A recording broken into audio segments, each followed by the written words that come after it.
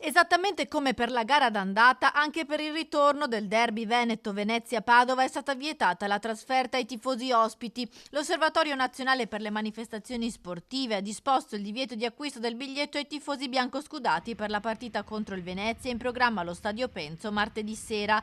I tifosi residenti a Padova e provincia non potranno andare a vedere il match, così come fu per i tifosi veneziani nella gara d'andata a Leuganeo. Una decisione dovuta all'episodio di violenza avvenuto 8 mesi fa in un'area di sosta dell'autostrada nel Bellunese. Gli ultras padovani, in un post su Facebook, fanno sapere che andranno comunque a Venezia e si sono dati appuntamento alle 17:45 di martedì al Venice Gate Parking.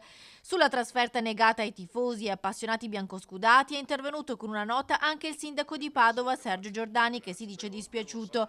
I derby da sempre sono speciali perché rappresentano molto di più di una semplice partita, sono l'espressione di rivalità geografiche tra tifoserie separate in questo caso da ragioni storiche, ha scritto Giordani, precisando poi che la scelta è inappellabile ed è stata presa a Roma dall'Osservatorio Nazionale delle Manifestazioni Sportive, anche tenendo conto dei fatti accaduti mesi fa.